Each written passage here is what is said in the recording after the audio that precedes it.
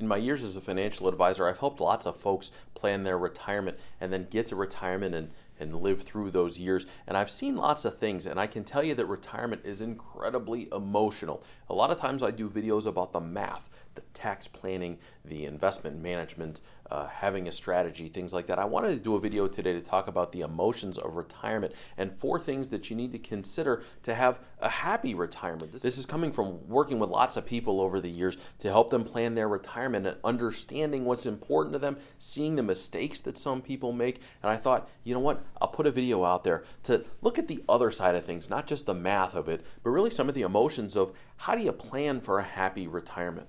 So the first thing is, don't make decisions based on emotion. Whether you should retire is now the right time.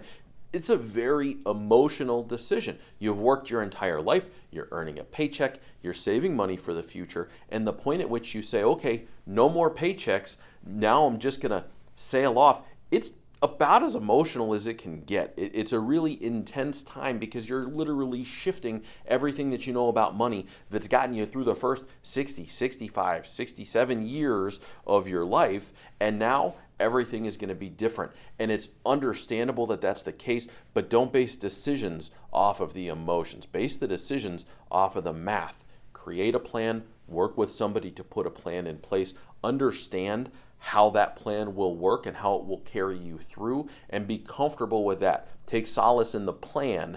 Don't make the decision based upon feeling or emotion, because oftentimes emotional decision making can lead to bad decision making. The second thing you got to do to plan for a happy retirement, understand that things will not always go well. There will be bear markets.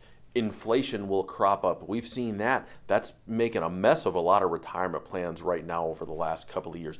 These sorts of things will happen. Now again, going back to a plan can account for that. A plan can run simulations to say, here are the goals, here are the things that I'd like to have happen. What happens if? And those what ifs, those are the things that you need to understand that they'll take place, but if you've planned for them and it's an acceptable outcome, it doesn't mean that it has to wreck your retirement. Those times are going to happen. When they do, the best thing you can have is a plan to guide you through those stormy periods of time. The third step, the third thing is be comfortable in your own situation. Comparison is the thief of joy.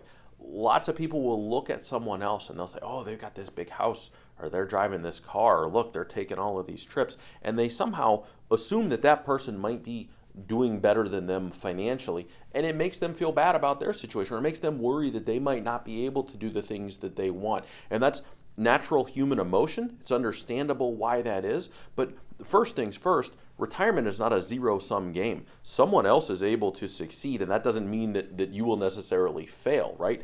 Everybody can succeed if they do the right things and they put themselves in the right situation to have a higher probability of success going into retirement. But if you're going to compare yourself to others, oftentimes that can be a recipe for disaster. There's a concept sometimes I talk with clients about. It's called lagom. I hope I pronounced that right. That's the way I always say it. I'm not Swedish. It's a Swedish thing. It's Lagom. If I'm not saying it right, somebody tell me. But the concept is enough. It technically means not too little, not too much. It's enough. What is enough? Will you have enough money? Will you have enough time? How can you manage all of these things when you're creating a retirement plan? And that's the key to happiness. For what it's worth, the Swedes are like some of the happiest people on earth. There are these studies that are done, and regularly Sweden ranks very high on studies of happiness when people are quizzed about this sort of thing. And some of that is regularly attributed to there's not as much consumerism. There's not as much keeping up with the Joneses there. Keeping up with the Joneses is a problem because there's always some Joneses with more money, and that's not what's important. What's important is to identify your own goals. What do you want to have happen? I want to be able to take a vacation with the grandkids. I want to be able to pay for a little bit of junior's college. I want to live comfortably and feel that I have enough money to meet the goals that I have. Those are the things that matter. Those are all internal things. None of those have anything to do with what your neighbors are doing. And so focusing on that, blocking out the other stuff, can lead to a much happier retirement than comparing to others or allowing something that you see on the internet that says you need $1 million to retire, you need $2 million to retire. The internet doesn't know you. It doesn't know how much money you need to retire. Get yourself a plan, create the goals that you want to have, and then focus on achieving those goals. And that's what's going to drive the happiness throughout your retirement. That leads me to point number 4. I actually spoiled it a little bit because it was kind of in the tail end there, but it's focus on the goals. The goals are what matter in anyone's retirement or anyone's retirement plan. What are the things that you want to have happen? It's not about the dollars. It's not, I need to, a goal is not, I need to get to $1 million and then I can retire. No, a goal is, I want to get an RV and see all 50 states. I want to take a hot air balloon ride through somewhere that's really pretty where people want to take hot air balloon rides. I want to go on a European vacation. Whatever the things are, I want to give money to the church or to a charity of my choosing. Those are goals, and those are the things that matter in a plan. And so the first step is identifying those things. The second step is making sure you're on track to be able to meet them. And then if you are, focus on those. Because those are what matter. Those are the things that are actually important to you about retirement. And if you stay focused on those, all of the other noise, all of the things that are going on,